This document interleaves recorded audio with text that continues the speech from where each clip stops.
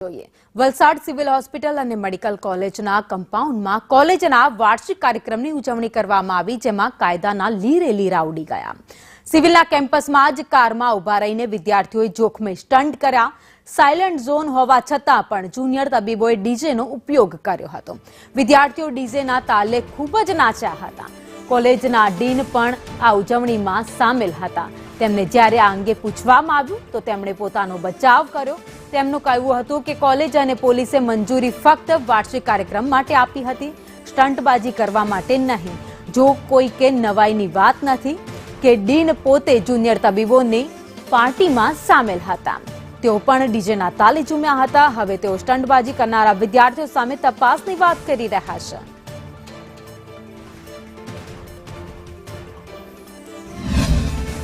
વિદ્યાર્થીઓને વાર્ષિક ફંક્શન દર વર્ષે કરતા હોય છે એ લોકો, એટલે એ વાર્ષિક ફંક્શન કરવા માટે જ્યારે અમારી પરમિશન માગી હતી ત્યારે અમે કોલેજ કાઉન્સિલની મિટિંગમાં લઈ અને એ લોકોને 4 દિવસની ફંક્શન કરવાની પરમિશન આપી હતી।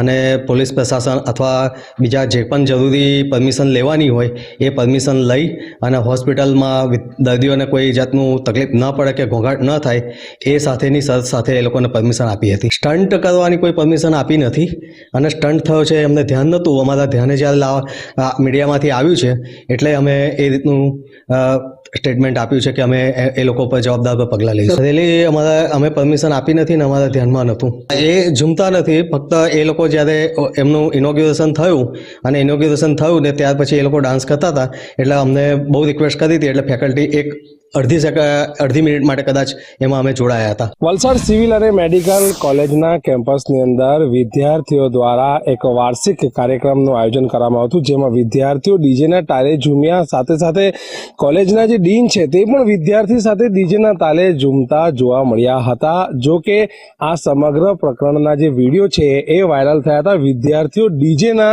તાલે ઝૂમતાની સાથે સાથે બાજુમાં સિવિલ હોસ્પિટલ આવેલી છે અને આ સિવિલ હોસ્પિટલ એટલે કે સાયલેન્ટ ઝોન, તેની અંદર ખૂબ જ વધુ પ્રકારના દર્દીઓ જે છે તેઓ સારવાર લઈ રહ્યા હોય છે। તેમની પણ જે છે આ ધ્વનિ પ્રદૂષણના કારણે તેમની પણ જે હાલત હોય છે તેમાં પણ સુધારા આવવાના બદલે આ ક્યાંક ને ક્યાંક આ ઘોંઘાટને કારણે તેઓને પણ તકલીફો થઈ હતી। તેની અંદર આ પ્રકારની ડીજે અને ફેરવેલ પાર્ટી થતી હોય છે અને ત્યાં વિદ્યાર્થીઓ આ પ્રકારે ઝૂમતા હોય છે અને તેમની સાથે આ ડીન જેવા જે જવાબદાર અધિકારીઓ છે, જવાબદાર વ્યક્તિઓ છે, તેઓ પણ આની અંદર સામેલ હોય છે, પરંતુ પોતાનો લૂલો બચાવ કરતા તેઓ હાલ નજરે પડ્યા છે ને સમગ્ર બાબતે તેઓ પરમિશનને લઈને વિદ્યાર્થીઓ અને આજે સ્ટન્ટ કરવામાં આવ્યા છે, જે રેલી કરવામાં આવી છે તેના પર પગલાં ભરશે તેવું જણાવી રહ્યા છે। પરંતુ ક્યાંક ને ક્યાંક આ સમગ્ર કાર્યક્રમની અંદર તેઓ પોતે પણ હાજર હતા, તેમના પણ વિડીયો સામે આવ્યા છે ને તે પણ પોતે એટલા જવાબદાર છે। એટલે ક્યાંક ને ક્યાંક ઉપલી કચેરીઓથી કે ઉપલા લેવલથી જે આ પ્રકારની ઘટનાઓ જ્યારે અહીં બનતી હોય છે તેમના પર કડકથી કડક